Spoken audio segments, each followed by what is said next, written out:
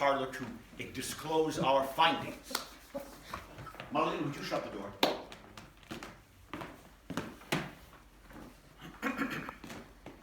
Well, I'll stand by the door, Father, in case the perp tries to bolt. What if the perp turns out to be you? Me? Of course it isn't me. No, it's no secret that you resent Mrs. Howler's constant criticism of your work, or lack thereof. But... We saw and overheard you threatening Mrs. Howler with your dishcloth. It's quite obvious that you have a motive and a method for doing her in. But I'm the one that found the note. Did you find it? Or did you hand it to Mr. Howler hoping to cover up the fact that you had written it yourself? Ha! She's too lazy for that. You seem to have lost your fondness for Mulligan, Mr. Howler. Was I ever fond of Mulligan? You asked her to watch her step in high places. Just looking out for a woman's well-being. You revealed to several of our detectives that your safe is located in the attic. Yes? What of it? Were you planning to push Mulligan from one of the high turrets right outside the attic window? Rubbish! Poppycock! Is it? We found your ledger during our interviews with you. Would you mind explaining some of the entries in that ledger? The same amount paid each month to Mulligan. Of course I pay Mulligan. She works for me. Mulligan receives the money for her services from Mrs. Howler every Friday. How do you explain the extra payments? That's hardly your business, Father Brown. I'm a detective, Mr. Howler. I make it my business to know everything about my suspects. You were paying Mulligan blackmail money because she knew all about a shady business deal you did some years ago.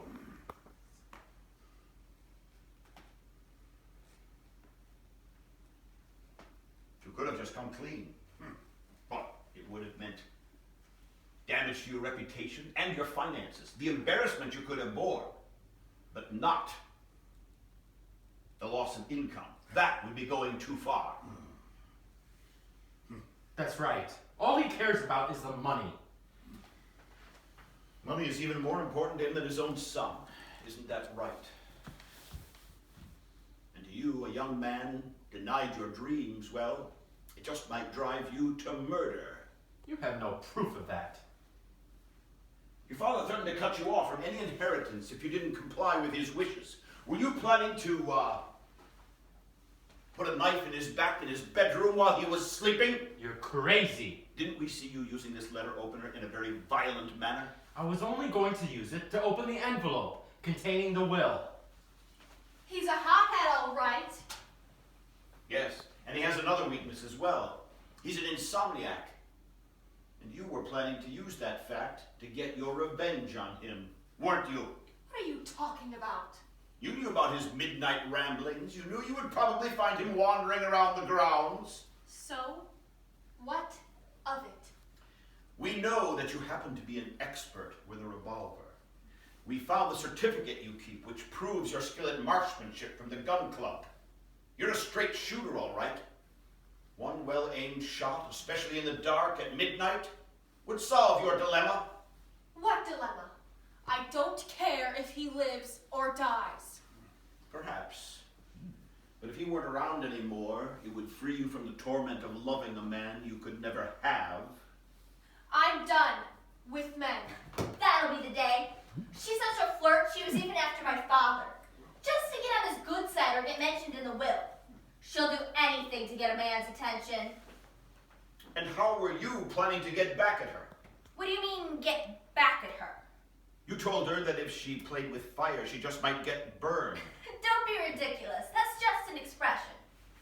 But we found this box of matches in Pepper's room, where you've spent quite a bit of time. Matches?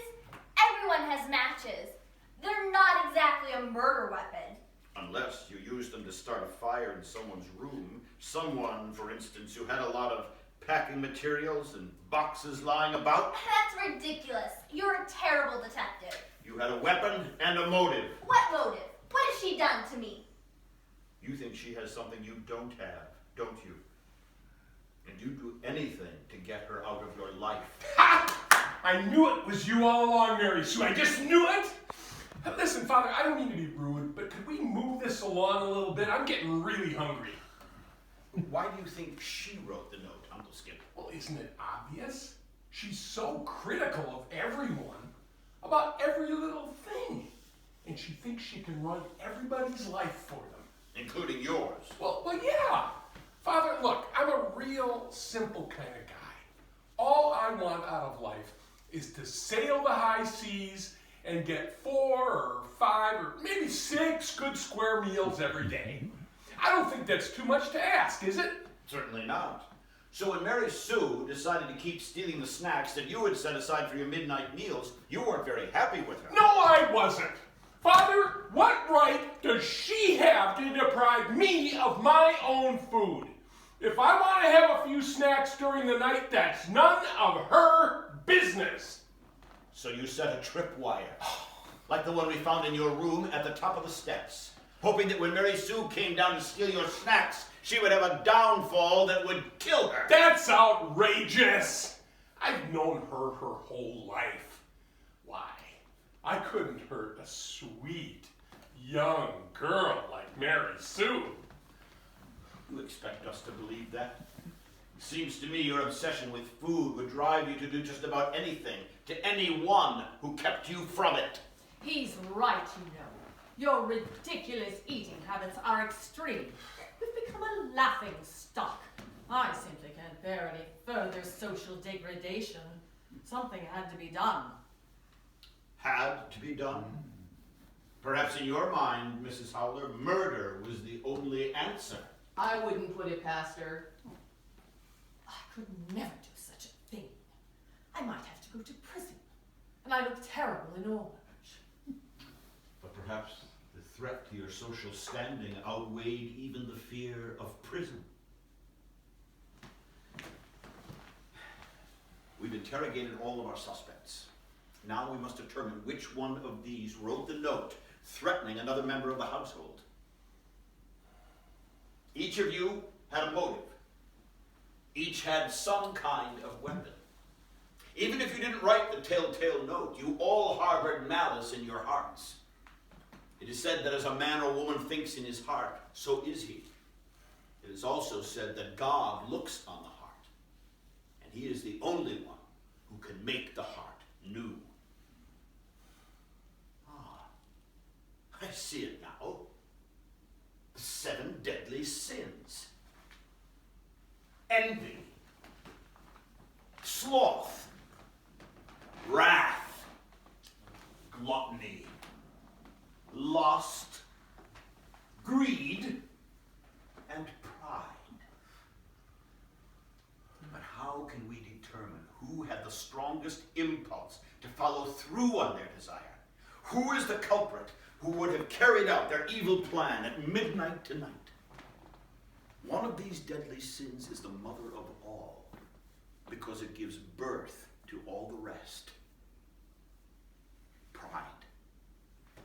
Pride is the deadliest, because it is the beginning of all sin.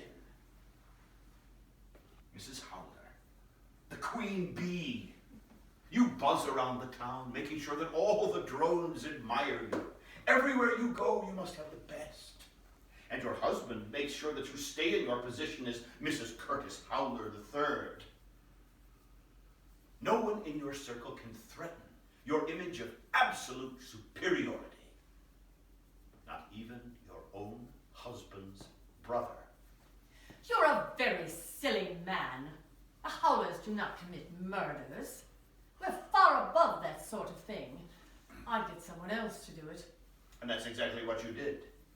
You knew that every night Skip came down for his midnight meal. He had his own special larder of treats and goodies. So you planned on having the food laced with poison. But she said she'd get someone else to do it. That's right. You ordered a dozen donuts to be delivered tonight. You asked the shop to bring Skip's favorite kind, powdered sugar donuts. How thoughtful of me. Except you also delivered your own very special powdered sugar to be sprinkled on your brother-in-law's treats by the baker. Powdered sugar which was not powdered sugar at all, but arsenic. Yes, it was me. I couldn't take it anymore. That blasted blowfish was eating us out of house and home. I had to do him in. You had better come with me, Mrs. Howler, and await the arrival of the police. How humiliating. Lovey? Where are the donuts? Has anyone Eat arsenic them. on Who them? stole one? Lovey, we have lots of money. Why do you do these things?